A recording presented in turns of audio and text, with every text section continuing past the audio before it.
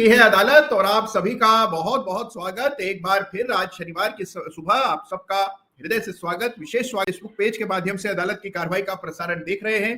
जो लोग इत्मीनान से बाद में प्रसारण देखेंगे यानी कि रिकॉर्डिंग देखेंगे, आप सबको भी बहुत बहुत धन्यवाद। थैंक यू सो मच समय देने के लिए। अदालत पे हर सप्ताह की तरह इस सप्ताह भी जुड़ने के लिए आप सबका बहुत बहुत स्वागत। शानदार संदेश आ रहे हैं और आपके संदेश मैं पढ़ रहा हूं। अच्छा देखिए, आज विशेष संदेश आ रहे हैं और कुछ संदेश तो पढ़ना बहुत इंपॉर्टेंट हो गया है क्योंकि ऐसे संदेश रोज रोज भला कहाँ आते हैं। देखिए, एक हमारे राजेश जी है, राजेश देवांशी साहब, और वो लिख रहे हैं सर स्मार्ट लग रहे हैं, बहुत बहुत धन्यवाद आपकी। अच्छा, एक हमारे दिनेश कुमार जी हैं, उनको भी रंगीन शर्ट पसंद आ रही है, कह रहे हैं कि लुकिंग ऑसम, बहुत बहुत धन्यवाद आपका Dinesh ji, thank you so much. तो भाई देखिए, जिस तरह शर्ट रंगीन है उसी तरह बाजार में भी आप देख रहे हैं अलग अलग रंग देखने को मिल रहे हैं, कभी हरा तो कभी लाल, और अभी इस सप्ताह हमने देखा कि गहरा लाल रंग भी एक बार देखने को मिला। मिलिंद जी को भी शर्ट भा गई है, तो आप सभी लोगों का बहुत बहुत धन्यवाद, थैंक यू सो मच जिन्हें शर्ट पसंद आई। इसमें हरा भी है और लाल भी है, आप सबका स्वागत। वाह, बहुत बढ़िया, ग्रेट। अच्छा, एक हमारे नाज ट्रेडिंग एंड इन्वेस्टिंग है, वो लिख रहे हैं कि अगर आप ऑप्शन ट्रेडिंग सिखाना चाहते हैं तो ये चैनल बहुत यूजफुल होगा। बिल्कुल, हम लगातार ये प्रयास कर रहे हैं कि ऑप्शन की सबको अच्छी समझ हो। बड़े पैमाने पर लोग ऑप्शन में पार्टिसिपेट कर रहे हैं बिना सोचे, बिना समझे, बिना सीखे, और उसका फल ये होता है कि अंत में आपके पैसे चले जाते हैं। और ऑप्शन में तो चुटकियों में पैसा आपके हाथ से निकल जाता है। तो बिना इसको सीखे जो लोग निवेश कर रहे हैं उनके लिए विशेष रूप से लगातार मेरा प्रयास है कि एक डिटेल्ड ऑप्शन प्रोग्राम हम लाएं, और वो बहुत जल्द मैं लाऊंगा। हालांकि देखिए, चर्चाएं और बहुत सी करनी है। आज की अदालत बहुत विशेष है, आज की अदालत दिल के करीब है, क्योंकि आज जो टॉपिक है वो बहुत इंपॉर्टेंट है और वो है वेल्थ क्रिएशन प्लान। देखिए, बहुत सारे लोग हैं जो फायर में इंटरेस्टेड है। फायर मतलब अग्नि नहीं, फायर मतलब फाइनेंशियली इंडिपेंडेंट, रिटायर्ड अर्ली। तो अगर आप चाहते हैं कि आप इंडिपेंडेंट हो जाएं और उसके लिए एक वेल्थ प्लान अपने लिए बनाना बहुत जरूरी है, तो आज इसकी चर्चा करेंगे। और आज का जो ये अदालत का टॉपिक है, ये आप में से हर एक व्यक्ति के लिए अत्यंत इंपॉर्टेंट है कि हम किस प्रकार से अपने लिए एक पुख्ता योजना बना सकते हैं कि हम किस प्रकार से संपदा सृजन करेंगे, यानी कि वेल्थ क्रिएशन करेंगे, वेल्थ को प्रिजर्व करेंगे। तो उसके लिए आज काम करेंगे। और देखिए, बहुत इंपॉर्टेंट आज की चर्चा होने जा रही है। अगर ये इतना सा बीज भी जन्म लेता है कि नहीं, मुझे भी एक वेल्थ प्लान बनाना है, वेल्थ संग्रह नहीं करनी है, उसको सही ढंग से कल्टीवेट करना है, नर्चर करना है, तो आप देखेंगे कि जबरदस्त चेंज आपकी लाइफ में आएगा। शुरू में देखिए, जैसे आप अपनी हेल्थ पर काम करते हैं, शुरू में जब आप हेल्थ के लिए कुछ त्याग करते हैं, किसी प्रकार का खाना छोड़ देते हैं, जिम जाना शुरू कर देते हैं, वॉकिंग करना शुरू कर देते हैं, तो शुरू में थोड़ा कष्ट होता है और नतीजे उतनी जल्दी नहीं दिखते हैं जितनी जल्दी आप चाहते हैं। लेकिन एक बार ये चीजें आपके हक में काम करने लगती हैं तो आपको बड़ा सुकून होता है, अपने पर गर्व होता है कि देखो मैंने क्या आत्मशक्ति का प्रदर्शन किया, और देखो आज मेरा वजन इतना कम हो गया। और आप देखें, लोग भी आपकी प्रशंसा करने लगते हैं और आपको एक उदाहरण मानने लगते हैं। बिल्कुल उसी तरह वेल्थ है। शुरू में जब आप वेल्थ जोड़ने निकलते हैं तो ये काम बड़ा मुश्किल लगता है, आपकी पूंजी बड़ी छोटी सी लगती है, बहुत लंबा रास्ता दिखाई पड़ता है।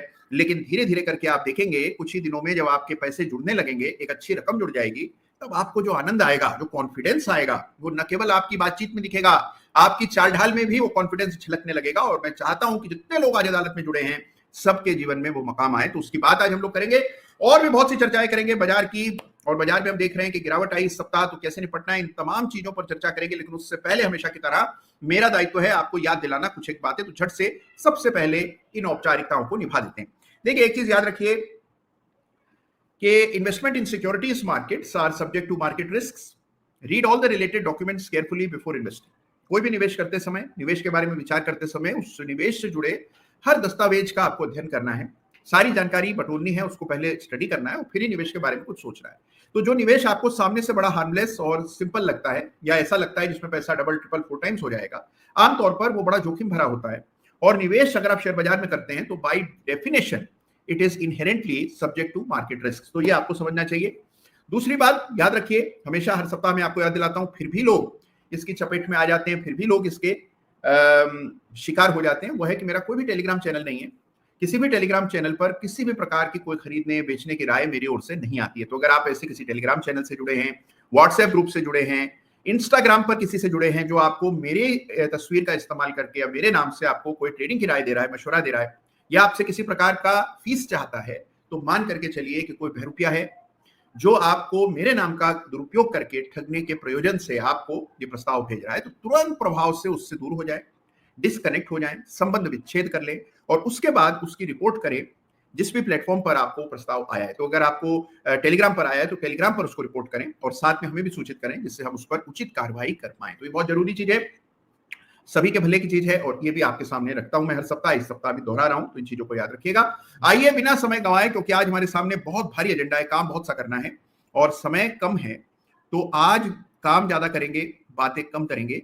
और कई सारे लोगों का ये भी कहना है मुझे कि सर हम लोग चार्ट कम देखते हैं, ज्यादा चार्ट्स देखने चाहिए। तो आइए आज सारी कसर पूरी करेंगे, ढेरों चार्ट्स एक साथ देखेंगे और वो चार्ट्स देखेंगे जो बड़े आपको रोचक नजर आएंगे। तो कुछ ही क्षणों में स्क्रीन पर आपको चार्ट दिखने लगेंगे। लीजिए चार्ट हाजिर है, मैं उम्मीद कर रहा हूं सबको चार्ट दिख रहा है, बिल्कुल दिख रहा है।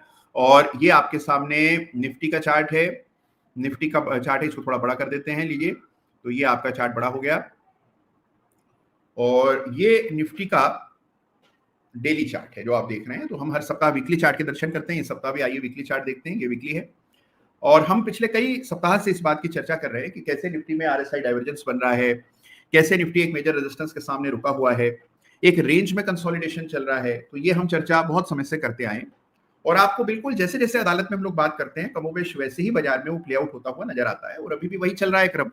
बाजार में एक सीमित दायरे का कारोबार आपको देखने को मिल रहा है, दो लेवल्स के बीच में निफ्टी फंसा हुआ है और हम देख रहे हैं कि ये लेवल्स वायलेट नहीं हो रहे हैं। हालांकि उठापटक बहुत है और कभी शेयर कोई 10% रोजाना ही कोई ना कोई एक शेयर होता है जो आप देखते हैं कि अचानक से 15-10% भाग जाता है, कोई ना कोई एक एफएटओ का शेयर हर दिन प्रतिदिन। और ये आपने देखा है कि ट्रेंड पिछले एक महीने से चल रहा है, रोज किसी एक शेयर को लिया जाता है और उसको 10-15% एक ही दिन में बढ़ा देते हैं, या फिर कोई एक शेयर जिसका कोई नतीजा आया हो, कोई खराब खबर आई हो, उसको अचानक से 10-15% नीचे ले आते हैं। यानी कि बड़े मूव्स एफएनओ के कुछ एक स्टॉक में आते हैं, प्रतिदिन कोई ना कोई एक शेयर बड़ा मूव दिखाता है। वॉलिटिलिटी बेतहाशा है और इस वॉलिटिलिटी की चपेट में कई सारे लोग आए हैं। बहुत सारे लोग जो कि ऑप्शन सेलिंग करते थे उन्हें भी काफी खासा स्ट्रेस झेलना पड़ा है पिछले कुछ दिनों में। इस सप्ताह निफ्टी लगभग 0.25% की गिरावट दिखा रहा है, तो ये बड़ी गिरावट आई, 22,000 के करीब निफ्टी आ गया। 21,800 पे जिस सपोर्ट की चर्चा हम लगातार अदालत में करते आए हैं बिल्कुल उसके करीब आ गया। इस सप्ताह का लो आप देखें तो 21,900 का है, यानी बिल्कुल 21,850 या 800 का जो बड़ा सपोर्ट है उसके समीप आकर के निफ्टी ट्रेड कर रहा है। तो कुल मिलाकर ये चीजें देखें तो बाजार चुनाव को लेकर के जो ये अफवाहों का बाजार गर्म है, एक पल लगता है कि बहुत ज्यादा सीटें आएंगी, दूसरे पल लगता है कि सीटें कम आएंगी। इन अटकलों और इन अफवाहों के चलते बाजार में उठापटक चल रही, जो कि स्वाभाविक है, अपेक्षित है। ऐसा नहीं है कि कोई सरप्राइज हो रहा है हमें, हम इसके लिए पूरी तरह से तैयार थे, मानसिक रूप से भी तैयार थे। और जो अदालत में आता है हर सप्ताह वो कई बार इस विषय में मेरी बातचीत सुन चुका होगा कि भाई ये होने जा रहा है, अपना तैयारी कर लो, कुर्सी की पेटी बांध लो और पूरी तरह से तैयार हो जाइए, क्योंकि ये होने की पूरी पूरी संभावना है। तो यही होता हुआ दिख रहा है, यही होता हुआ हमने पिछले कुछ सप्ताह में देखा और इस सप्ताह भी यही हुआ है। तो अब देखिए करना क्या चाहिए भाई। देखिए वापस लौट आते हैं चार्ट्स पर। यूं तो आपको 50 चीजें सुनने को मिलेंगी, लेकिन जैसा आप लोग जानते हैं कि हर निर्णय जो भी आप ले उसके पीछे कोई ना कोई तर्क होना चाहिए, तर्क संगत निर्णय लेने, यानी एविडेंस बेस्ड इन्वेस्टिंग करनी। और एविडेंस बेस्ड इन्वेस्टिंग अगर आप करते हैं, साक्ष्यों के आधार पर करते हैं, प्रमाण के आधार पर करते हैं, अच्छी तस्दीक कर लेने के बाद ही निवेश करते हैं, तो फिर आपके लिए चार्ट जो है उस रिपोर्ट की तरह है जिसके आधार पर डॉक्टर साहब आपको दवाई देते हैं। तो चार्ट वो रिपोर्ट है और इसलिए चार्ट का अध्ययन कीजिए। तो ये आपके सामने निफ्टी का चार्ट है, मैंने यहां पर एक रेखा अंकित की है, ये रेखा 21,350 पर है, ये एक बड़ा इंपॉर्टेंट लेवल है। इससे ऊपर एक और लेवल है जो कि अभी जिसकी मैं बात कर रहा था, ये 21,850 के आसपास का स्तर है, ये इमीडिएट सपोर्ट है और ये मेजर सपोर्ट है। ये दो लेवल्स हैं जो निफ्टी पर आपको अपने चार्ट पर अंकित कर लेने हैं बस। अब आप देखिए, जब तक ये लेवल्स भंग ना हो तब तक ओवरऑल ट्रेंड पर किसी प्रकार की कोई क्षति अभी तक नहीं पहुंची है। ठीक है, ट्रेंड की रफ्तार में कमी आई है, जो गति से पहले बाजार बढ़ रहा था नवंबर में, दिसंबर में, अब उस गति से तेजी नहीं दिख रही है और एक सीमित दायरे का कारोबार दिख रहा है और उसमें भी वॉलिटिलिटी बेतहाशा है। लेकिन कुल मिलाकर चीजें ठीक है, नियंत्रण में है और ऐसा होना स्वाभाविक है। लेकिन जैसे ही ये लेवल टूटता है तो आपको बैकफुट पर आना है और ये लेवल टूटता है तो आपको सोचना है कि कहां तक गिरावट आ सकती है और कैसे आपको इससे निपटना है। ये जो दो लेवल्स हैं इनको चार्ट पर अंकित कीजिए। ये है सबसे इंपॉर्टेंट लेवल्स निफ्टी के लिए, जिनको आपको अपने चार्ट पर भी मार्क कर लेना है। तो दीज आर इंपॉर्टेंट लेवल्स जिसका हमेशा ध्यान रखिएगा। और हम देखेंगे कि उठापटक बहुत होगी, हर प्रकार की वॉलिटिलिटी देखने को मिलेगी, लेकिन अगर आप चार्ट ठीक से देखना जानते हैं तो इस वॉलिटिलिटी से कुछ खास बिगड़ेगा नहीं। कल एक सज्जन से मेरी बातचीत हो रही थी, उनका कहना था सर क्या पोजीशन कुछ कम करें, इतना बड़ा चुनाव का इवेंट आ रहा है, क्या बेच दें या क्या खरीद लें। तो देखिए अभी क्या है, इस तरह के प्रश्न नहीं करने चाहिए, ये समय पोजीशंस काटने का नहीं, लेवल्स को ध्यान में रख करके सही निर्णय लेने का है। तो आप अपने चार्ट्स को देखें, हर चार्ट को अलग अलग ट्रीट करें। हो सकता है कोई एक ऐसा चार्ट हो जिसमें बाजार की इस गिरावट के बावजूद भी कोई गिरावट ना आई हो, वो लगातार तेजी और ताकत का प्रदर्शन कर रहा हो, उस चार्ट में एग्जिट का तो सवाल ही पैदा नहीं होता।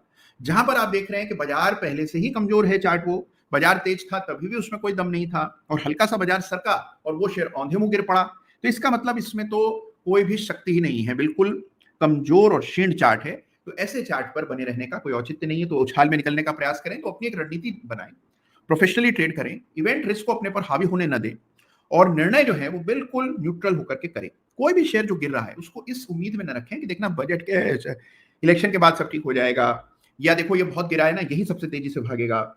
ये इस प्रकार के फूहड़ तर्कों पर शेयर्स न लें। देखिए आपका अपना पैसा है, जो निर्णय आप लेते हैं सीधा सीधा आपके ऊपर असर पड़ता है। दुनिया तो आपको 50 राय देगी, लेकिन आपको वो करना है जो आपको तर्क संगत लगता हो, जिसके लिए आपके पास प्रूफ हो, आपके पास कोई एविडेंस हो, कोई रिसर्च हो जिस पर आप विश्वास कर पाए। जब तक ऐसा ना हो कोई भी अंधेरे में तीर लगाने का काम इस बाजार में न करे। तो ये आपके सामने निफ्टी का चार्ट हम देख रहे हैं, रेंज बाउंड ट्रेड दिख रहा है। आइए बैंक निफ्टी के दर्शन भी कर ले लगे हाथों। बैंक निफ्टी में तुलनात्मक दृष्टि से देखें, यदि ये आपके सामने बैंक निफ्टी आ गया, तुलनात्मक दृष्टि से देखें तो बैंक निफ्टी का चार्ट ज्यादा मजबूत दिखता है। हालांकि इस सप्ताह ज्यादा गिरा है, 3% की गिरावट यहाँ है, 2.25% की गिरावट निफ्टी पर रही, तो बैंक निफ्टी की तुलना में ज्यादा गिरा है। और वो स्वाभाविक सी बात है, बड़ी गिरावट आई कुछ एक बैंक में, कोटक बैंक का तो आप देखिए क्या बदहाल चार्ट है, तो उसका आपको असर देखने को मिल रहा है और बैंक निफ्टी में फॉल आया। बैंक निफ्टी के लिए बड़ी लाइन मैंने मार्क की हुई है, ये लाइन 44,800 पर है, जो कि अभी मौजूदा भाव से काफी दूर का स्तर है, लेकिन ये आपके लिए सबसे क्रिटिकल लेवल है। इससे पहले कोई बड़ा लेवल नहीं है। तो जैसे निफ्टी में हमने देखा कि 21,800 का भी लेवल इंपॉर्टेंट है, यहाँ पर कोई खास लेवल नहीं है। तो बैंक निफ्टी हो सकता है वॉलेटाइल रहे और इस लेवल को सबसे ज्यादा तरजीह आपको चार्ट पर देनी है। तो ये लेवल है 44,890 का, ये स्तर है, इसको भी अंकित कर लीजिए। ये जो चार्ट में देख रहा हूँ ये बैंक निफ्टी स्पॉट के चार्ट है, F&O के चार्ट नहीं है जो हम यहाँ देख रहे हैं। ये वीकली चार्ट की हम चर्चा कर रहे हैं, तो ये लेवल भी मार्क कर लेंगे, आप निश्चिंत हो जाएंगे। उसके बाद देखिए कोई भी चार्ट होता है, ये स्टॉक को देखें, बैंक निफ्टी को जाना तो ऊपर था, लेकिन देखिए हमेशा ऊपर नीचे होकर के शेयर चलता है, उसकी फितरत है, उसकी कैरेक्टर है।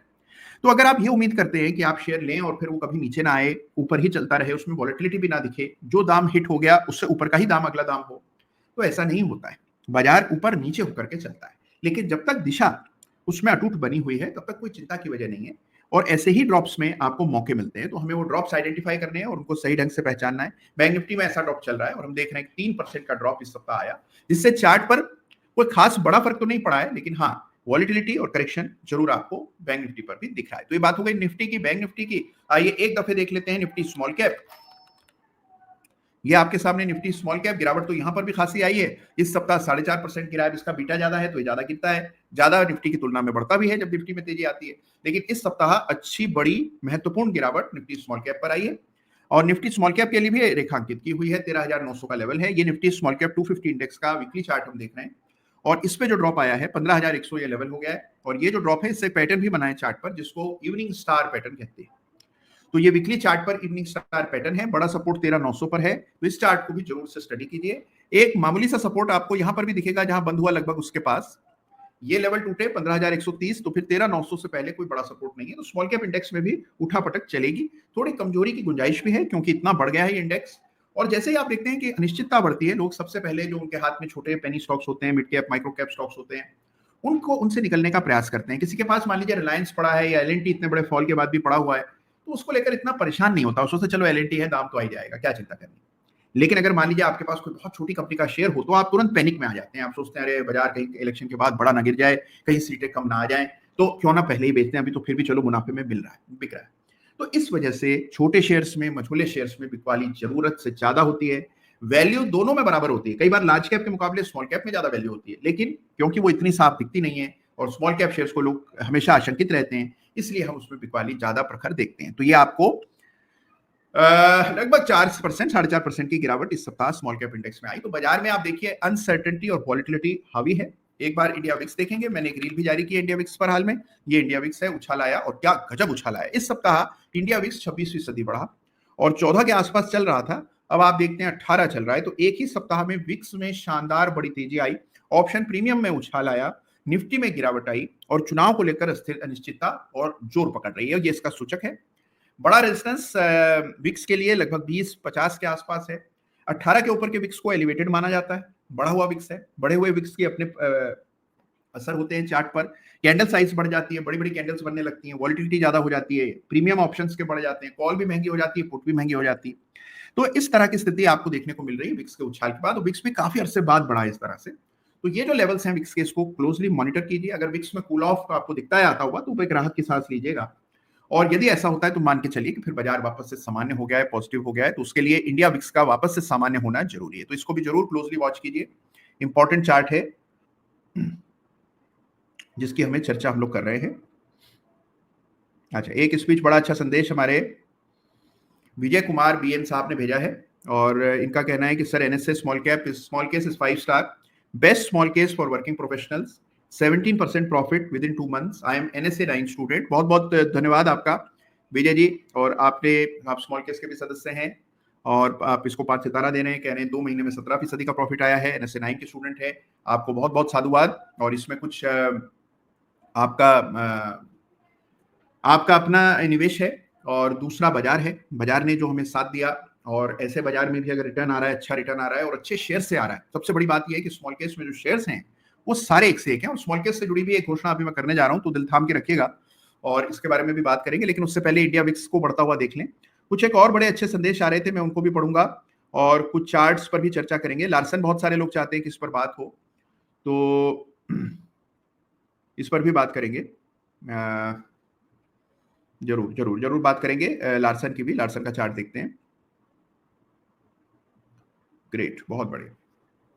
तो यहां हम देख रहे हैं कि इंडिया विक्स में बड़ी तेजी आई है। आइए झट से एक बार ग्लोबल मार्केट्स देख लें। तो यह अनिश्चितता का समय है, ये इंडिया विक्स आपको बता रहा है। एक बार देख लेते हैं डाउ जोन्स इंडस्ट्रियल एवरेज, यानी कि डाउ जोन्स। और डाउ जोन्स को आप देखेंगे तो डाउ जोन्स में उछाल आया गिरावट के बाद।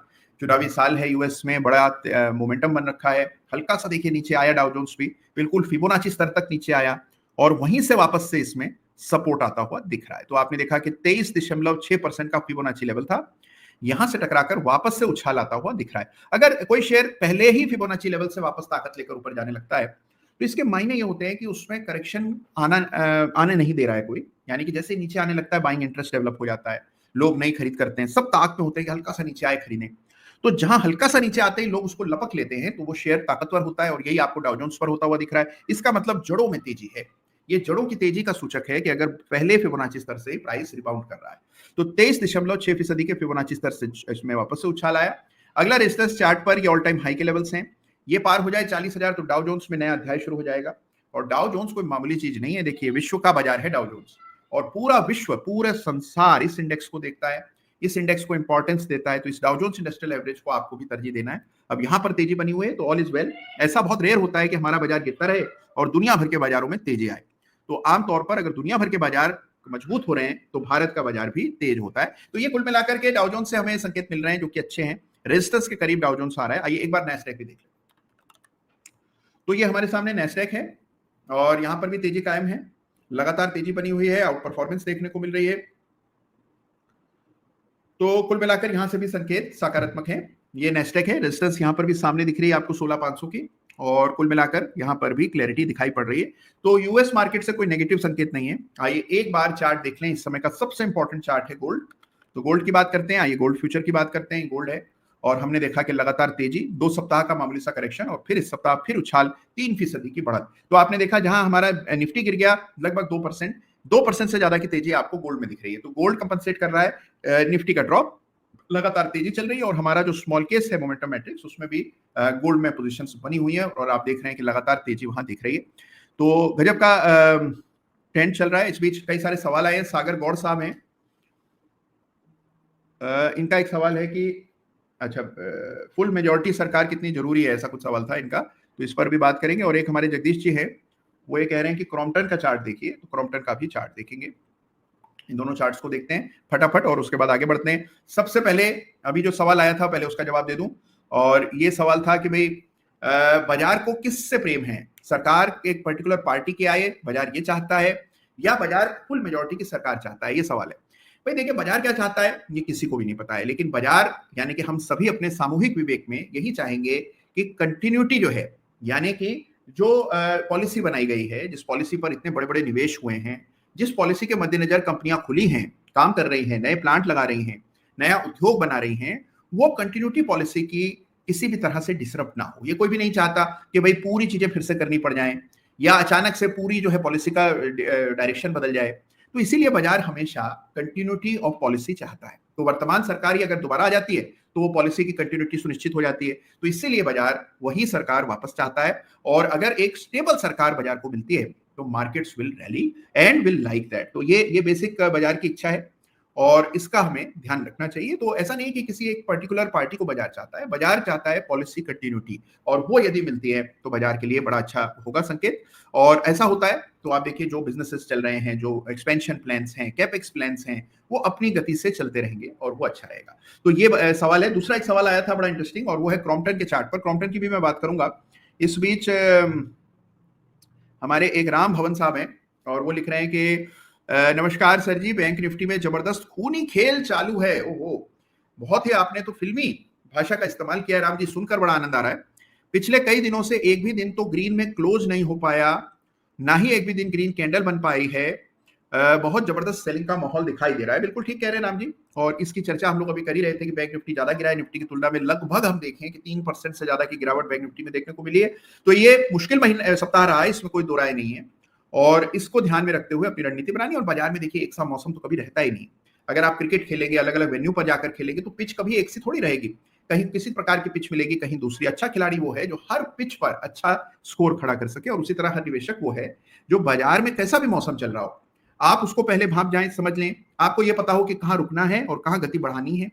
और ये जो सलाहियत है ये आपको इसी चैनल से मिलती है। तो आप सबको बड़े ध्यान से बातचीत को सुनना है, विचलित नहीं होना है, परेशान नहीं होना है। वॉलेटिलिटी तो आएगी, अगर देखिए इतना सुगम होता है, इतना सहज होता है ये कि बस शेयर खरीद लो कोई भी, और वो बढ़कर डबल हो जाए और आप उसको बेच दें और पैसा जो है वो आपका बनता चला जाए, छपता चला जाए। यदि इतना सहज होता तो हर व्यक्ति यही कर रहा होता। फिर पढ़ने लिखने की, सीखने समझने की जरूरत ही क्या थी। तो पढ़ना लिखना पड़ता है, सीखना पड़ता है, थोड़े तप करना पड़ता है, तभी आपको प्रगति होती है, तभी आप उस लेवल तक पहुंच पाते हैं।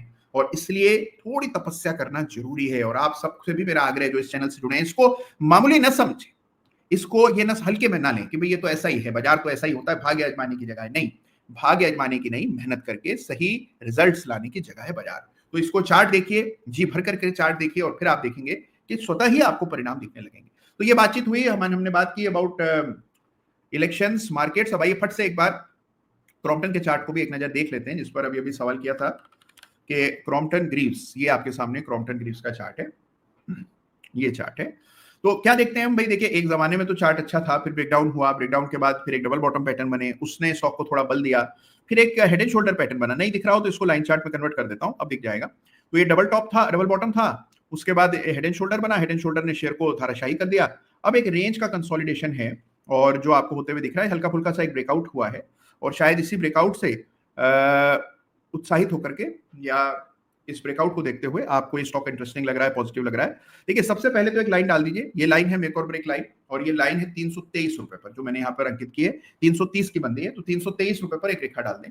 वीकली क्लोजिंग बेसिस पर ये लेवल सबसे इंपॉर्टेंट है। तो जो आपका प्रीमाइस है, जिस पर आपने शेयर में रुचि लेना शुरू किया है, जब तक वो लेवल जो है वो इंपॉर्टेंट है, वो जब तक इंटैक्ट है तो तब तक ठीक है। लेकिन जैसे ये लेवल भंग होता है, आपको पुनः विचार करना चाहिए। एक चीज और मैं बहुत जोर के साथ कहना चाहता हूं आप सबसे, काफी जोर देकर के, बहुत इंपॉर्टेंट चीज है कि कई बार हम शेयर अलग अलग वजहों से खरीदते हैं। मिसाल के तौर पर आपने उसके नतीजे स्टडी किए, बड़े अच्छे लगे, आपको लगा बहुत अच्छी ग्रोथ हो रही है, इस वजह से खरीद रहा हूं। चार्ट पर कुछ ऐसा पैटर्न नजर आया, उस वजह से खरीदा। जो भी वजह रही हो, चाहे वजह किसी की सलाह ही क्यों ना रही हो, हमेशा उसको तभी तक रखें जब तक खरीदने की मूल वजह जो है वो इंटैक्ट है। अगर वो वजह हिल गई है, हट गई है, खत्म हो गई है, बंद हो गई, तो फिर आपने वो शेयर रखा हुआ क्यों है। कई बार लोग शेयर खरीदते हैं, सर अरे वो तो सर उस बार क्या हुआ था कि तब ये खबर चल रही थी कि स्टॉक में ये होने वाला है, तो मैंने खरीद लिया, बाद में खबर वो आई लेकिन कोई असर नहीं हुआ या खबर ही नहीं आई। अब अगर आपने कोई भी शेयर किसी भी वजह से खरीदा, लेकिन आपकी वो जो मूल वजह थी खरीदने की, वो वजह ही अब शेष नहीं है, फिर उस शेयर को किस खुशी में आपने रखा हुआ है, जबकि वो आपको नुकसान दे रहा है। तो तभी तक शेयर को रखें जब तक उसको खरीदने का जो मूल कारण है वो बना हुआ है। जहां कारण नहीं है, अकारण शेयर न रखें, कारण समाप्त हुआ, शेयर से निकास पाए। ये बहुत जरूरी बात है, और जो लोग काम करते हैं दिन रात शेयर्स में, वो इस बात से रिलेट कर पाएंगे कि कितनी इंपॉर्टेंट चीज है ये, कि आपके हाथ में जो शेयर है, जब तक उसमें खरीदने की वजह है तब तक ही उसको होल्ड करें। कुछ ही क्षणों में हमारे साथ जुड़ेंगे आकांक्षा जी, और उनसे भी चर्चा करेंगे, उनकी जीवन यात्रा जानेंगे। लेकिन उससे पहले और कुछ चार्ट झट से निपटा देते हैं। अच्छा, एक द बिगिनर्स साहब हैं, और उन्होंने बिगिनर्स के लिए एक बहुत अच्छा सवाल कर दिया है। सवाल उनका यह है कि सर आप कोई अच्छी बुक रेकमेंड करना, भाई देखिए, सबसे पहले तो आपको ये बता दूं सर कि मुझे जीवन में जितना लगाव शेयर बाजार से है, उससे ज्यादा या उतना ही लगाव किताबों से है। तो बिल्कुल पढ़िए, और आप सबसे मेरा आग्रह है कि जो लोग इस चैनल से जुड़े हैं, सबसे मेरी उम्मीद है कि कुछ ना कुछ आप पढ़ते रहिए। पढ़ेंगे तो फिर आगे बढ़ेंगे, और पढ़ेंगे तो नए विचार मन में जन्म लेते हैं। कई बार हम सोचते हैं यार ये हमारे क्या काम आएगा, हमने पढ़ा, ये कोई फायदा नहीं, पढ़ के क्या होगा। अगर यही पढ़ने से कुछ होता तो लोग पढ़कर पता नहीं क्या कर कुछ कर जाते। इस प्रकार के आपको नेगेटिव सेंटिमेंट सुनने को मिलते हैं। लेकिन एक चीज आपको कहता हूं, जब आप पढ़ते हैं आपका माइंड फर्टाइल हो जाता है, आपके मन में नए नए विचार आते हैं, वो आपके अपने होते हैं। लेकिन वो जो पढ़ाई है, जो आपने किताब पढ़ी है, जो किसी और विषय से जुड़ी हुई थी, हो सकता है जिस क्षेत्र में आप काम करते हो, मान लीजिए आप शेयर बाजार में सक्रिय हैं, आपने किताब पढ़ी मान लीजिए आर्ट हिस्ट्री पर या फिलोसफी पर, या आपने साइकोलॉजी पर किताब पढ़ी, जिसका कि आपके काम से कोई सीधा सरोकार नहीं है। लेकिन आप देखेंगे कुछ समय बाद आपको महसूस होगा कि जो वो किताब पढ़ी थी उसका कुछ फायदा आपको अपने काम में होने लगेगा। ये निरंतर होता चला जाता है। जितना ज्यादा पढ़ेंगे उतने ज्यादा नए आइडियाज मन में आएंगे, काम करने के नए ढंग समझ आएंगे, आपको चीजों के बारे में पता होगा, कॉन्फिडेंस बढ़ेगा। किसी से संवाद करेंगे आपको पता होगा कि क्या कह रहे हैं, वो जो कह रहे हैं उसके आगे का भी पता होगा। तो ये जरूरी है कि पढ़ें। और रहा सवाल कि कहाँ से शुरू करें, तो कई सारी बड़ी ही रोचक किताबें हैं। और सबसे अच्छी बात है, आज के युग में किताब खरीदने के लिए बुक स्टोर भी जाना नहीं पड़ता है, आप ऑनलाइन ही किताबें ऑर्डर कर सकते हैं। तो अच्छा, अब शेयर बाजार के बारे में बहुत सारी किताबें हैं, लेकिन एक किताब जो मैं चाहता हूं कि सब लोग शुरू करें, मार्केट विजर्ड सीरीज है, जिसको मुझे लगता है कि सारे जो लोग शेयर बाजार में आते हैं जरूर पढ़ते हैं। आपसे भी मेरा आग्रह है कि जैक श्वेगर की मार्केट विजर्ड सीरीज को जरूर पढ़ें। और वो कई सारे उसके कहें कि अलग अलग उसके अध्याय हैं, अलग अलग अंक हैं। तो मार्केट विजर्ड्स हैं, द न्यू मार्केट विजर्ड्स हैं, जो बाद में लिखी गई, तो उसको भी पढ़ें। और अभी हाल में भी उसका एक संस्करण आया है, उसको भी पढ़ें। तो आप देखेंगे कि एक से शुरू करेंगे, बड़ा रोचक लगेगा। एक तो देखिए वो रीडेबल बुक है, कुछ किताबें होती हैं बिल्कुल टेक्स्ट बुक की तरह दिखाई पड़ती है, स्कूल कॉलेज के दिन याद आ जाते हैं, तो वो पढ़ना कोई चाहता नहीं है। और कुछ किताबें बिल्कुल नॉवल की तरह होती हैं, लेकिन कुछ समझ नहीं आता है। ये किताब ऐसी है जो रीडेबल है, जिसको आप पढ़ेंगे तो, क्योंकि उसमें इंटरव्यूज हैं, रियल लाइफ ट्रेडर्स और इन्वेस्टर्स के अपने संवाद हैं, तो ये पढ़ने में आपको रुचि आएगी। और ये पढ़ेंगे तो कुछ नए आइडियाज भी आएंगे ट्रेडिंग के बारे में, इन्वेस्टिंग के बारे में। आपको पता लगेगा कि कैसे साधारण लोग थे जिन्होंने यूएस में जब तेजी आई और जब बहुत बड़ा चेंज आया, जिस प्रकार का चेंज अभी हम भारत में जी रहे हैं, तो बहुत सारे साधारण लोगों ने असाधारण संपदा सृजन किया। असाधारण, उन्होंने कभी कल्पना भी नहीं की थी कि ऐसा पैसा बन जाएगा हमारा। तो कैसे उन्होंने अपने व्यवसाय छोड़े। कुछ ऐसे डॉक्टर्स हैं जिन्होंने मेडिकल प्रोफेशन छोड़ करके इन्वेस्टिंग शुरू की, ट्रेडिंग शुरू की, और कितना गजब का काम किया। तो ये जो है आपको प्रेरणा देगा, दिशा देगा। तो इसीलिए मार्केट विजर्ड से शुरू कीजिए, बड़ा इंटरेस्टिंग किताब है और जरूर पढ़िए। और वो आपको इंटरनेट पर बड़ी आसानी से आप उसको ऑर्डर कर सकते हैं। तो ये सवाल आया था द बिगिनर्स का, किताब को लेकर के कहां से शुरू करें पढ़ना। और उसके बाद भी जब आप ये पढ़ लेंगे, कुछ दिनों बाद और कुछ किताबों को के संदर्भ में बात करेंगे। मैं चाहता हूं कि पढ़ें, आप सब छोटा ही पढ़ें, कम पढ़ें, थोड़ा पढ़ें, 1 पेज पढ़ें, 10 पेज पढ़ें, लेकिन पढ़ें। चलिए, तो ये बात हो गई पढ़ने पढ़ाने की। और वाह, बहुत बढ़िया। एक हमारे अशोक अग्रवाल साहब हैं और एक मनमोहन जी है। मनमोहन जी का सवाल पहले ले लेता हूं, फिर अशोक जी के सवाल पर आऊंगा। मनमोहन जी का सवाल है कि आपकी किताब का सर क्या बना।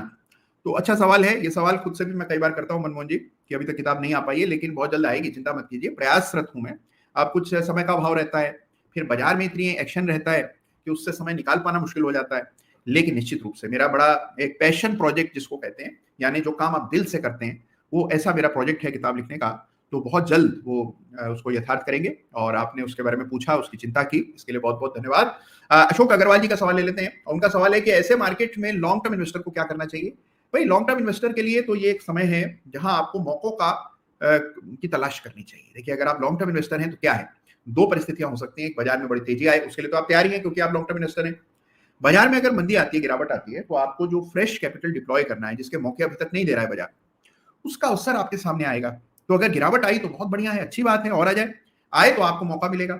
और रहा सवाल अपने निवेश का, तो हर चार्ट जो आपके पास है उसके लॉन्ग टर्म चार्ट असेस कीजिए और चार्ट के आधार पर यह तय कीजिए कि इसको रखना है या निकाल देना है। उसमें कोई भावना दुर्भावना मत लाइए, किसी के कहे सुने पर कोई निर्णय मत कीजिए। देखिए, इस चैनल का एक ही उद्देश्य है। जब ये चैनल मैंने शुरू किया था उस समय भी मैंने आप सबसे निवेदन किया था कि कुछ समय दीजिए, और एक उद्देश्य है मेरा कि आप सभी लोग अपने निर्णय स्वयं कर पाए, आप किसी पर आश्रित न रहें। और आज मैं ये बड़े गर्व के साथ कह रहा हूं कि बहुत सारे लोग मुझे मिलते हैं, एयरपोर्ट पे मिलते हैं, रेलवे स्टेशन पर मिलते हैं, मैं कहीं पर भी जाता हूं, लोग भेंट करते हैं, और उनसे मैं बात करता हूं तो बताते हैं, सर हमने जो है उस समय के बाद से देखना शुरू किया, और आज हम जो है किसी कोई सर्विस नहीं लेते हैं, कोई टिप सर्विस नहीं लेते हैं, अपने निर्णय स्वयं करते हैं। और कई बार जो शेयर बाद में रिकमेंड होते हैं हमारे पास, वो पहले ही हमने ले रखे होते हैं, या उनके ब्रेकआउट्स हमें पता होते हैं, स्टॉप लॉस रखते हैं, रिस्क मैनेजमेंट है, एक्सेल शीट्स बना रखी हैं। तो ये जब सुनते हैं तो बड़ा अच्छा लगता है कि भाई हाँ, आप अच्छा काम कर रहे हैं और शिद्दत से कर रहे हैं, पूरे मन लगा करके कर रहे हैं और इसको काम समझ रहे हैं, ये बहुत बड़ी बात है। तो जो व्यक्ति इसको काम समझेगा और इसको गंभीरता से लेगा, उसको सफलता अवश्य मिलेगी, ऐसा मेरा मानना है, मेरा विश्वास है। अच्छा, हाँ, अब हमारे इंडिया ट्रिप आगरा साहब हैं, जो कह रहे हैं सर हिंदी की कोई बुक बता दीजिए। भाई देखिए, अनफॉर्चुनेटली हिंदी में कोई बहुत अब देखिए, इन सब किताबों का अगर हिंदी में अनुवाद हो गया हो तो मुझे उसका की जानकारी नहीं। आजकल तो बड़े पैमाने पर न केवल हिंदी में अनुवाद हो रहा है, किताबों की ऑडियो बुक्स भी बन रही हैं। तो जो लोग पढ़ना नहीं चाहते, बहुत सारे लोग मुझे ऐसे मिलते हैं, सर कहते हैं किताब नहीं पढ़ेंगे, तो वो ऑडियो बुक्स के रास्ते भी सुन सकते हैं। लेकिन हिंदी में मैं ढूंढ करके आपके सामने कुछ किताबें रखूंगा, और जब तक मेरी किताब ना आ जाए, तो मेरी किताब आएगी तो निश्चित हिंदी में भी आएगी, लेकिन जब तक वो ना आ जाए तब तक कुछ और किताबों से काम चलाना होगा आपको, तो वो मैं जरूर आपके सामने ढूंढ करके आपके सामने रखूंगा। इस बीच सचिन साहब का सवाल है, वो ये कह रहे हैं दीपक नाइट्राइट के चार्ट पर इन्हें राउंडिंग बॉटम के दर्शन हुए हैं, तो एक बार उसकी पुष्टि कर दीजिए। ये इनका कहना है, राउंडिंग बॉटम पैटर्न नजर आया इनको दीपक नाइट्राइट के चार्ट पर, इसकी चर्चा करेंगे। और ओके, बहुत बढ़िया, great great great great great. अच्छा, दो चार्ट जिनकी चर्चा हमें करनी है, एक तो लार्सन की बात करेंगे और दूसरा एस्टर डीएम की बात करेंगे। दो चार्ट फट से देखते हैं, फिर आगे बढ़ते हैं। ठीक है, तो ये है सबसे पहले लार्सन यानी कि एलएनटी, और एलएनटी में हमने देखा कि बड़ी गिरावट आई, और ये जो गिरावट आई इसने एलएनटी के चार्ट को पूरी तरह से बिगाड़ करके रख दिया। तो ये आपके सामने चार्ट है, इस पर डली रेखाओं को मैं एक बार के लिए चार्ट से हटा देता हूं, एक नई रेखा डाल देता हूं। ये वीकली क्लोजिंग बेसिस की लाइन थी और ये लाइन आपने टूटती हुई देखी। अगर आप इस चार्ट पर आरएसआई डाल दें, तो ये हमारा एलएनटी का चार्ट है और मैंने इस पर आरएसआई डाला है, तो आपको एक चीज नजर आएगी और इसको हम बड़ी तरजीह देते हैं। इस पर हाल में एक वीडियो भी मैंने बनाया था और इसको डाइवर्जेंस कहते हैं।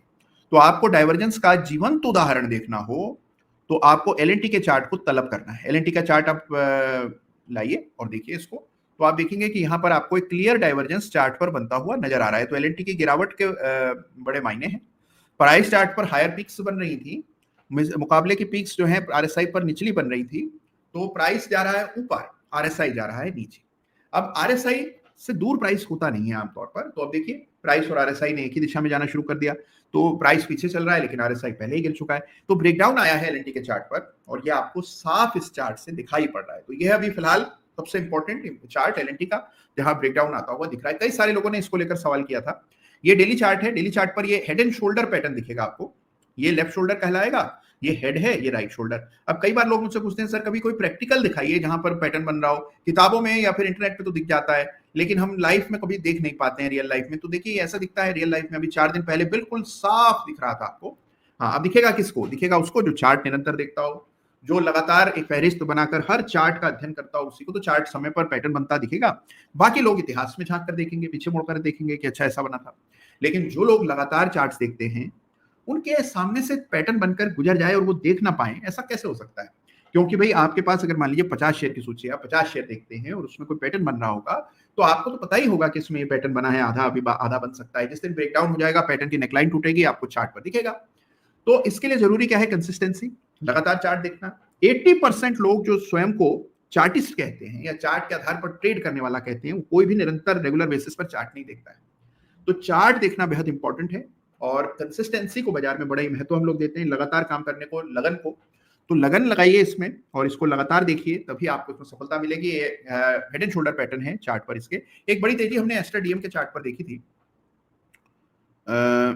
और उसके बाद आई गिरावट और ये बड़ा फॉल आया, इस वजह से लोग चिंतित हो रहे हैं, बड़ा ड्रॉप आया और अब आप इसमें गिरावट देख रहे हैं। तो यहाँ सपोर्ट है, तो ये लेवल्स मार्क कर लीजिएगा चार्ट पर। ये डेली चार्ट है और ये वीकली है, और वीकली चार्ट में बड़ा ड्रॉप 2 सप्ताह पहले आया, अब ये बढ़ा भी काफी चुका था और इसी कारण गिरावट आती हुई दिख रही है। चलिए आगे बढ़ते हैं। अनेकों ढेरों चार्ट्स की चर्चा हम लोगों ने की है। खास एंटरटेनमेंट वाले साहब हैं जो कह रहे हैं कि आरबीएनएल के चार्ट को भी एक बार चर्चा में लीजिएगा, जरूर उसकी बात करेंगे। लेकिन आगे बढ़ने से पहले अपने साथ जोड़ लेते हैं आकांक्षा जी को, जो कि पिछले लगभग जब से हमने अदालत आज की शुरू की है तब से जुड़ी हुई है और बहुत धीरज के साथ इंतजार कर रही है। आकांक्षा जी, आपको आवाज आ रही? Hare Krishna sir. Hare Krishna Akanksha ji, thank you so much समय देने के लिए और आज अदालत में हिस्सा लेने के लिए। ये बताइए आकांक्षा जी, कहाँ से हैं आप और बाजार में कैसे आपका? मैं बेसिकली मथुरा से हूँ, पर मेरी वर्क लोकेशन पुणे से है क्योंकि मैं आईटी में हूँ। तो पर हम लोग कोविड में यहाँ पे आ गए थे, तो अभी हम पेरेंट्स के साथ ही हैं, अभी फिलहाल वर्क फ्रॉम होम ही चल रहा है। बहुत बढ़िया। तो वैसे मथुरा से हैं और पुणे में काम करती हैं, बहुत बढ़िया जी। तो आकांक्षा जी, बाजार में कैसे आ गई आप? शुरू से हैं, अभी कोविड के बाद से आपने रुचि लेना शुरू किया, कैसे हुआ? सर मैं एक्चुअली अपनी एग्जीक्यूटिव एजुकेशन कर रही थी 2020 में और I was planning for my own venture also. पर कोविड आ गया तो घर वापस आना पड़ा और मेरे फादर लास्ट 30 इयर्स से ट्रेडिंग करते हैं तो उन्होंने मुझे इस चीज़ से इंट्रोड्यूस किया। तो मैंने इसको मतलब बिज़नेस न्यूज़ चैनल्स वगैरह को फॉलो करना शुरू किया। देन आई थॉट कि किसी भी चीज़ में वेंचर करने से पहले ठीक से पढ़ लेना चाहिए, उसके बारे में स्टडी कर लेनी चाहिए। तो मैं ज़ी बिज़नेस पे आपको देखती थी तो somehow I connected with your style. तो क्योंकि आपका मेंटर या गुरु एक ही होता है जिससे आप कनेक्ट कर पाते हैं and then I did NSA. फिर after doing NSA I found out कि मेरा जो ओवरऑल जो थॉट प्रोसेस है जो बिजनेस के लिए या मार्केट के लिए या स्टॉक्स के लिए वो एकदम अपग्रेड हो गया। Then I did turtle also. So और आज भी आप जब कोई भी जी बिजनेस पे कुछ भी रिकमेंड करते हैं या कोई वीडियो डालते हैं या कुछ भी करते हैं तो मैं उसको भले ही वो पैटर्न मेरे लिए कंफर्टेबल है कि नहीं है क्योंकि मैं मल्टीपल पैटर्न्स में कभी ट्रेड नहीं करती हूँ। मेरा एक सेट पैटर्न हो चुका है, एक सेट ही स्टॉक्स हो चुके हैं जो मेरे फेवरेट हो चुके हैं पिछले 4-5 साल में। बट स्टिल मैं उसकी बैक ट्रैकिंग ज़रूर करके देखती हूँ। आप जो कुछ भी पढ़ाते हैं, तो मैं यही कहूँगी कि आप किसी भी गुरु को अगर बिलीव कर रहे हैं या आप उसकी पढ़ाई मान रहे हैं या आप उसे मेंटर बना रहे हैं, तो उसके पढ़ाए हुए को बैक ट्रैक ज़रूर करके देखें, डेटा पॉइंट्स के मामले में। सो मैं ये ज़रूर करती हूँ और I mean the quality and discipline which I have learned from you is I mean multiple levels पे मेरा जो ट्रेडिंग का जो एक्सपीरियंस है या जो ट्रेडिंग का तरीका है वो बहुत अपग्रेड हुआ है आफ्टर डूइंग योर कोर्स। बहुत बहुत गजब की बात है आकांक्षा जी। आकांक्षा जी बताइए, अब आपने बड़ी सारी इंपॉर्टेंट चीजें बताई और एक आपने बड़ी अच्छी चीज बताई कि भाई लगातार जो ट्रेड्स आ रहे हैं आप उसको एनालाइज कीजिए और बैक ट्रैक करके देखिए कि भाई इसके पीछे का तर्क क्या था, क्यों दिया गया। अच्छा ये बताइए, आप अभी इन्वेस्टिंग या ट्रेडिंग कैसे करती हैं? मतलब आप जॉब के साथ साथ इन्वेस्टिंग ट्रेडिंग करती हैं तो समय मिल जाता है आपको? सर मैंने एक्चुअली ये प्लान किया था कि बिकॉज़ आप हमेशा कहते हैं कि हम इसको भी एक स्टार्टअप की तरह ले सकते हैं। तो मैंने इसी को बिकॉज़ आई हैड कैपिटल तो मैंने उसी से स्टार्ट किया। मैंने पहले आपके कोर्सेज़ किए फिर मैंने उसे स्टार्ट किया। So I decided that whenever I will achieve 50% of this तो मैं सिर्फ पार्ट टाइम हो जाऊँगी। तो वो मेरा पिछले साल हो गया था। फिर इस साल मैंने और उसे अपग्रेड किया तो मैंने सोचा कि जब मेरी सैलरी से 50% हाइक आएगी मेरे प्रॉफिट्स में तो मैं इसे एज़ अ फुल टाइम करूँगी। तो I achieved this year that goal and this year hopefully I will transition it into my own venture. क्योंकि ना तो इसमें कोई लॉजिस्टिक है, ना तो हमें कोई रेंटल स्पेस खरीदनी है, ना हमें किसी भी चीज़ का ओवरहेड एक्सपेंडिचर्स तो है ही नहीं। तो I think this is the best for people looking for you know starting up their own venture. It's a very good area of work. बहुत बढ़िया बात की आकांक्षा जी। आपने तो जो बात की मेरे दिल के बड़े करीब है कि भाई देखिए, one should look at this as a business enterprise, और जब आप उस तरह सोचते हैं तो पूरी सोच बदल जाती है। फिर ये जो इसको भाग्य आजमाइश और ये एक ट्रेड लेके देखते हैं, ये सोच खत्म हो जाती है। फिर आप इसको बिजनेस लाइक अप्रोच से इस पर काम करते हैं। और जो बात आपने की कि भाई आपने इसी अप्रोच से शुरुआत की है और अपने लिए माइलस्टोन्स रखे हैं कि ये हासिल होगा तब मैं ये डिसीजन लूंगी। बहुत सारे लोग पूछते हैं कि भाई जॉब कैसे छोड़ें या जॉब कब छोड़ देनी चाहिए। तो अपने लिए इस प्रकार के माइलस्टोन सेट कीजिए कि भाई अगर आप इस लेवल की सफलता हासिल कर रहे हैं, जो आपकी सैलरी है उसका इतना परसेंट आप हर महीने कंसिस्टेंसी से ला रहे हैं या हर क्वार्टर में ला रहे हैं, तो तब आप डिसाइड कर सकते हैं। तो आकांक्षा जी अभी आप ट्रेड क्या क्या करती हैं? आप इंट्राडे भी कर रही हैं, फुल टाइम ट्रेडिंग कर रही हैं, कितना क्या क्या? सर मैं इंट्राडे तो अभी नहीं कर पाती हूँ क्योंकि मैं कैपिटल फ्लो चाहिए तो मैं पार्ट टाइम आईटी भी अपना प्रोजेक्ट कंसल्टिंग काम भी करती हूँ। पर मैं पोजिशनल ट्रेडिंग करती हूँ और मैं एक्टिव रहती हूँ 9 से साढ़े 3 के बीच में और मैंने सेटअप बनाया है अपना वर्क फ्रॉम होम ऑफिस के साथ में।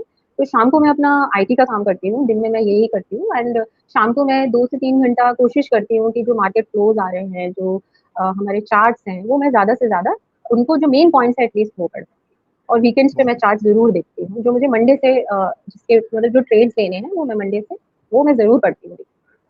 ग्रेट, बहुत बढ़िया। सबसे बड़ी बात आकांक्षा जी, एक बात ये बताइए, जैसे अब आप ऑलरेडी जॉब में थी और अच्छी जॉब में रही होंगी, तो एक आपको पे चेक की सिक्योरिटी थी, और अब जब आप ट्रेडिंग करती हैं तो कभी उसमें समय खराब भी चलता होगा। जैसे ये महीना रहा है तो काफी उतार चढ़ाव रहा। तो आपको वो स्ट्रेस देता है कि नहीं, मतलब यहाँ पर अनसर्टेनिटी है और कभी जो है पैसा नहीं बना इस महीने तो क्या होगा? तो वो सर स्ट्रेस रहता है? एक्चुअली आपको जैसे आप मार्केट में रहते हैं स्टार्टिंग में होती हैं ये सब चीज़ें। जब आपको कन्विक्शन अपने चार्ट्स पर या जैसे आप हमेशा बोलते हैं कि if you will always be with market leaders in stocks या फिर आप मैं कोशिश करती हूँ कि मैं जो डीआईआईज़, एफआईआईज़ की जो बाइंग है, जो वो बाय कर रहे हैं, मैं वो बाय करूँ। ईज़ ऑफ बाइंग जिनमें नहीं है, मैं उनको लेकर के चलूँ। तो उनके साथ मेरा एक्सपीरियंस ऐसा रहा है, जो स्टॉक्स रिटेलर्स के बहुत ज़्यादा पास नहीं होते, वो इतने ज़्यादा गिरते नहीं हैं और गिरते हैं तो बाउंस बैक करते हैं। तो मुझे अब वो कन्विक्शन आ गया है कि आप मार्केट लीडर के साथ में रहोगे तो if it's matter of 30 days, it can be 45 days, but the profit would be there. तो वो मुझे एक्सपीरियंस के साथ में वो कॉन्फिडेंस आ गया है। तो दैट आई नो कि it will bounce back and it will come back.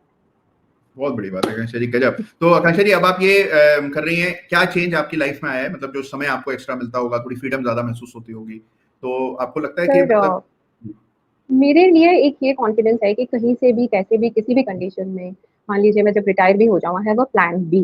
सो एक कॉन्फिडेंस है ये, और ये मेरे बच्चे के लिए भी आ गया, आई हैव अ सन, तो उसके लिए भी है कि मैं उसको एक ये स्किल ज़रूर सिखाऊँगी ताकि ये उसके लिए भी एक सिक्योरिटी है। एंड इट्स जितने हम इसमें पुराने होते हैं ना, जैसे जॉब में हम पुराने होते हैं तो हम कम काम के रहते हैं। इसमें हम जितना स्किल हमारा पुराना होता जाता है, हम उतने नए होते जाते हैं इसमें। तो आपका कन्विक्शन बढ़ता चला जाता है। So it is a बहुत very good skill of earning. So I feel that everybody should learn it and they should transfer it to the next generation. बहुत बड़ी बात कही आकांक्षा जी आपने, और ये बात आपने बिल्कुल सही कही कि भाई बाकी आप जॉब में रहते हैं, किसी काम में रहते हैं, तो अनुभव जो है आपका उसकी खास कदर नहीं रहती, क्योंकि टेक्नोलॉजी नहीं आ जाती है, नए लोग कम वेतन पर काम करने के लिए तैयार होते हैं, तो आप रिडंडेंट हो जाते हैं।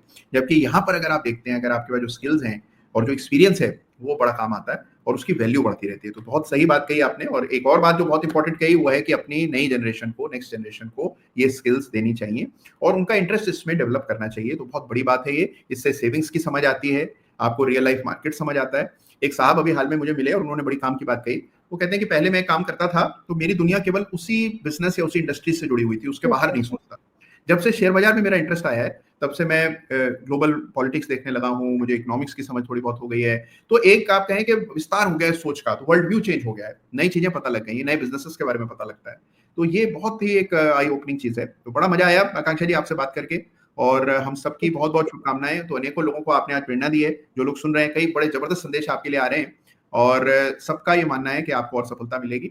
और हम सब लोग आपके लिए शुभकामनाएं भेज रहे हैं कि let us hope and pray कि आपकी जो बची हुई आपके टारगेट्स हैं वो भी आप हासिल करें और नए टारगेट्स अपने लिए हासिल करें। मैं जी यहाँ पे एक चीज बोलना चाहूंगी कि अपना मेंटोर बहुत सोच समझ के चुने और उन्हें बहुत अच्छे से फॉलो करें। एंड ये मार्केट गैम्बलिंग नहीं है, आप ये एक टेक्निकल और रैशनल सब्जेक्ट है, जैसे अच्छे से पढ़ के अगर आप करेंगे, you can make a living out of it and you can have a proper business out.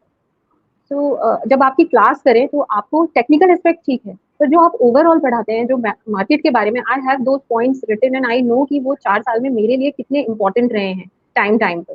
तो वो जरूर से उस पर ध्यान दें। And sir, thank you everything and thank you for your team also. Thank you so much Aakanksha ji, वक्त देने के लिए, आज अदालत का हिस्सा बनने के लिए, हरे और जो कृष्ण। लोग आपको सुन रहे हैं उनको नई ऊर्जा, नई प्रेरणा देने के लिए धन्यवाद। तो हमारे साथ आकांक्षा जी थी, हरे कृष्ण। तो जो बहुत अच्छा काम कर रही हैं और शानदार रिजल्ट लेकर के आ रही हैं। और सबसे अच्छी बात है सब कुछ उन्होंने बहुत प्लानिंग से और सोच समझ करके हासिल किया। तो इससे प्रेरणा मिलती है, इससे नई ऊर्जा मिलती है। तो जो लोग सोच रहे हैं, अभी भी पशुपेश में हैं, करें या ना करें, करें तो कैसे करें, उन सभी को नई प्रेरणा मिली है। तो ये वाह, बहुत बढ़िया, ग्रेट, वाह, बहुत बढ़िया। और हरे कृष्णा सभी लोग आकांक्षा जी को बोल रहे हैं और उनको शुभकामनाएं भेज रहे हैं। बड़ा अच्छा लगा मुझे तो मिलकर बात करके, बड़ा ही अच्छा लगा। आपको आकांक्षा जी की बातें सुनकर कैसा लगा मुझे जरूर बताइएगा कमेंट में। कई सारे लोगों ने तो लिखा है, कुछ लोग लिख रहे हैं, और बड़ा मजा आया बात करके और नई ऊर्जा मिली। इसके अलावा देखिए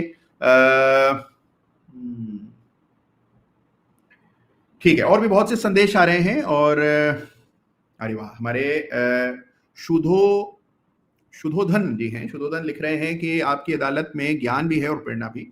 भाई देखिए, प्रयास ये रहता है कि आपको नई जानकारी मिले, एक क्लैरिटी मिले। अदालत से क्लैरिटी मिलती है, अदालत से आपको लोगों के एक्सपीरियंस के बारे में पता लगता है, लोग कितना अच्छा काम कर रहे हैं। कई बार देखिए हम लोग क्या है, बहुत नेगेटिव एक थॉट प्रोसेस, और ये सोशल मीडिया की देन है कि अगर आप कुछ एक चैनल्स फॉलो कर रहे हैं, कुछ एक हैंडल्स फॉलो कर रहे हैं, तो आपको ऐसा लगता है कि बस दुनिया इतनी सी है और जो ये कह रहे हैं यही सत्य है। लेकिन जब आप बाहर निकलते हैं, उस ग्रुप से बाहर निकलते हैं, नई जगह जाते हैं, लोगों से मिलते हैं, तो आपको पता लगता है कि लोग तो बड़ा जबरदस्त काम कर रहे हैं और जो नेगेटिविटी आप देख रहे हैं वो केवल एक हिस्सा है उसका। तो सबसे मेरा आग्रह ये है कि बाजार बहुत नई आपके लिए अपॉर्चुनिटीज लेकर के आता है समय समय पर। अपने आंख कान खुले रखिए, पूरी तहकीकात कीजिए, पूरी रिसर्च कीजिए और उसके बाद उसका हिस्सा बनिए। Markets are a tremendous opportunities that can transform your life in the next 5 to 10 years. तो आने वाले 5-10 साल स्वर्णिम होंगे, अद्भुत होंगे, आपके जीवन बदल देने वाले होंगे, और उसके लिए हमें कमर कसनी है, छोड़ना नहीं है। चलिए, बहुत बढ़िया। कई सारे और सवाल आ रहे हैं, टर्टल ट्रेडिंग कब शुरू होगा? भाई प्रयास जारी है उसका भी, बहुत जल्द वो भी शुरू होगा। और एक हमारे मनीष जायसवाल साहब हैं, वो कह रहे हैं सर मुझे भी अदालत में आना है। जरूर आइए मनीष जी, आपका बहुत बहुत स्वागत है। अदालत आपका अपना मंच है, आप जब चाहें अदालत में आ जाइए और आपकी जो जीवन यात्रा है उसको भी हम समझेंगे। अगर जरूरी नहीं है कि आपकी यात्रा सफल हो तो ही आप अदालत में आए। मान लीजिए आपको कोई बड़ा नुकसान लगा है, आप दुखी हैं, परेशान हैं, व्यथित हैं, ये नहीं समझ आ रहा है कि करें क्या, बाजार में आए पता नहीं क्या हुआ, तो आइए, जरूर आइए, आप भी अपनी बातचीत कीजिए और उससे भी लोगों को नई चीजें पता लगेंगी। तो हर पक्ष और हर तरह के व्यक्ति को अदालत में जगह मिलनी चाहिए। तो अगर आपके पास भी कुछ कहने को है, आप चाहते हैं अदालत में आना, तो जरूर आपका स्वागत है। मनीष जी, आपका भी बहुत बहुत स्वागत है। अदालत में टीम से संपर्क कीजिए और जल्द से जल्द आपको अदालत में हम लोग मिलेंगे। अच्छा, इसके अलावा ओके, ठीक है, बहुत अच्छे संदेश आ रहे हैं, संदेशों पर मैं आता हूं, लेकिन कुछ चार्ट्स बचे हुए हैं, झट से उनको देख लेते हैं।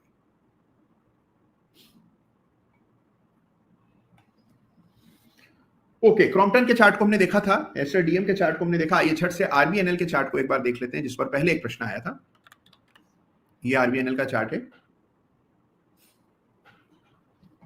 ये आरबीएनएल का वीकली चार्ट है, जिस पर हमने गिरावट आते हुए देखी। भाई देखिए, चार्ट तो बड़ा मजबूत है और बड़ा सपोर्ट आपको यहां नजर आ रहा है। आइए लाइन ऑफ कंट्रोल अंकित कर दें चार्ट पर, जिससे कि आपको क्लैरिटी मिल जाए। ये लाइन ऑफ कंट्रोल हो गया, 237 रुपए पर एलओसी डाल दीजिए और फिर इस चार्ट को देखिए। हाँ, जरूर इसमें भी वीकनेस हुई है, गिरावट आई इस सप्ताह, ये 8% गिरा, बड़ा भी उसी तरह था, तो 8% का ड्रॉप आया। ये लेवल है जो सबसे इंपॉर्टेंट है, 237, ये है लाइन ऑफ कंट्रोल का स्तर वीकली क्लोजिंग बेसिस पर, तो इस लेवल को जरूर देखिएगा। एक सवाल आया था अभी दीपक नाइट्राइट पर क्या राउंडिंग बॉटम है, ये सवाल भी आया था पहले, इसको भी आइए झट से निपटा दें। ये दीपक नाइट्राइट का वीकली चार्ट है, क्या इसको राउंडिंग बॉटम माना जाना चाहिए जो बन रहा है? राउंडिंग बॉटम आमतौर पर एक सस्टेन डाउनट्रेंड के बाद बनता है, तो इसको राउंडिंग बॉटम तो नहीं कहेंगे। हाँ, रेंज का जरूर आपको एक देखने को मिल रही है, बड़ी रेंज रही है। ये सारे ही केमिकल शेयर्स में आपको इस प्रकार की रेंज देखने को मिलेगी। 2-2.5 साल से केमिकल शेयर्स में कुछ हुआ नहीं है, और दीपक नाइट्राइट भी 2-2.5 साल से इतनी बड़ी तेजी दिखा देने के बाद अब बिल्कुल शांत हो गया है, रुका हुआ है, तो यही आपको अभी होता हुआ दिख रहा है। तो एक रेंज बाउंड आपको चार्ट यहाँ पर देखने को मिल रहा है। यह है दीपक नाइट्राइट, जिस पर अभी एक प्रश्न आया था। अच्छा, अंजलि पहुजा जी का एक प्रश्न है, उनका प्रश्न ये है कि इंडिया विक्स बढ़ने का पैरामीटर क्या है? इंडिया विक्स आमतौर पर कैसे कैलकुलेट किया जाता है, ये समझना जरूरी है सभी के लिए। हम बात तो इतनी करते हैं विक्स की, लेकिन विक्स असल में क्या है? देखिए, विक्स क्या है कि आप जब कभी कोई ऑप्शन देखते हैं तो सारे ऑप्शंस में एक आईवी होती है। आईवी को हम कहते हैं इंप्लाइड वॉलिटिलिटी। जब ऑप्शन की प्राइसिंग की जाती है, यानी कि ऑप्शन की जो कीमत है, उसका कॉल का प्रीमियम है या पुट का प्रीमियम है, उसकी कैलकुलेशन में बहुत भारी मैथ्स का इस्तेमाल होता है।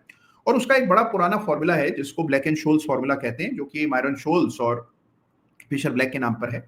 तो ये जो ब्लैक एंड शोल्स फॉर्मूला है, इसमें एक इंग्रेडिएंट जो कि ऑप्शन की प्राइसिंग में जाता है, वो है उस शेयर का इंप्लाइड वॉलिटिलिटी। यानी कि जब सारी चीजों का हमने आकलन कर लिया, कितना समय बचा है एक्सपायरी में, इसको देख लिया, अंडरलाइन की कीमत कितनी है, इसको देख लिया, तो जो बची हुई रकम है, जो बची हुई वैल्यू है, that is on account of volatility. अगर देखिए बाजार ये मानता है कि आने वाले दिनों में बहुत वॉलिटिलिटी रहेगी, तो जो ऑप्शन का सेलर है वो थोड़ा सा डरा हुआ महसूस करेगा। उसको डर लग रहा होगा कि मान लो मैंने ऑप्शन बेच दिया और अचानक से बड़ी गिरावट आ गई तो क्या होगा?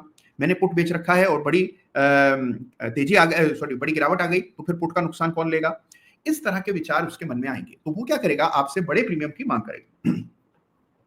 तो ये है ऑप्शन सेलिंग, और इसलिए हम देखते हैं कि ऐसा होता है। तो विक्स जो है, इस इंप्लाइड वॉलिटिलिटी का एवरेज है, जिसको इंडिया विक्स कहते हैं, और ये दुनिया भर के बाजारों में देखा जाता है, और ये वॉलिटिलिटी का सूचकांक है, इसको इंडिया विक्स कहते हैं। तो इंडिया विक्स ऑप्शन की कीमतों से निकलता है, और इस पर और गहराई में एक अलग वीडियो में भी हम लोग चर्चा करेंगे, और इसकी चर्चा मैंने पहले ऑप्शन के कुछ एक वीडियोस में की भी है, तो आप इत्मीनान से उसको देखिएगा। चलिए आगे बढ़ते हैं और कुछ और विषयों पर आइए चर्चा करते हैं। तो कुछ चार्ट्स हैं बचे हुए, जिनको झट से देखते हैं।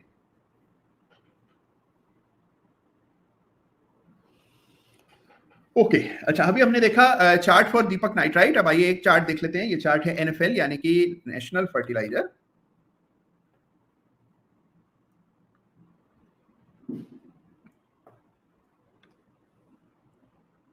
ये एनएफएल का चार्ट है, इसमें बड़ा उछाल आया, गिरावट आई, कंसोलिडेशन चल रहा है फिबोनाची लेवल्स के बीच में। मैंने पहले ही फिबोनाची डाला हुआ है, और आप देख रहे हैं कि अहम फिबोनाची स्तरों के आसपास ट्रेड कर रहा है। तो ये एनएफएल का चार्ट है। एलओसी डाल दीजिए, और एलओसी कहां डाली जानी चाहिए? आइए सबसे पहले तो ये जो रेखाएं, इसको हटा दें और एक अहम लाइन यहां पर अंकित कर दें। देखिए, ये है सबसे इंपॉर्टेंट लेवल। ये लेवल है लगभग 86 रुपए 60 पैसे के आसपास। ये है आपका एलओसी, यानी कि लाइन ऑफ कंट्रोल। ये लेवल पहले बड़ा रेजिस्टेंस था, अब बड़ा सपोर्ट बन चुका है, तो इस लेवल को आपको इंपॉर्टेंस देना है। ये लेवल है जिसको चार्ट पर अंकित कर ले, बाकी चीजें आपको साफ दिख जाएंगी। चार्ट आपके सामने है, तो चार्ट देखना बहुत आसान है, अगर आप बिल्कुल उसको सही ढंग से देख रहे हो। आपको क्लैरिटी रखनी है कि कौन सा मेट्रिक इस चार्ट पर इंपॉर्टेंट है। हर चार्ट अलग होता है, जिस प्रकार से हर व्यक्ति अलग होता है, और आपको उस चार्ट के हिसाब से सही चीज कौन सी है, सही स्तर कौन से हैं, ये मार्क करने होते हैं। 5 मिनट किसी चार्ट को ठीक से देख लें, उसके बाद कोई पशुपेश नहीं रहता, कोई कंफ्यूजन शेष नहीं रहता, और आपको पता होता है कि आपको करना क्या है और किस लेवल के नीचे किस प्रकार से काम करना है। तो आपके सामने एनएफएल का चार्ट है, जिसकी चर्चा अभी हो रही है। और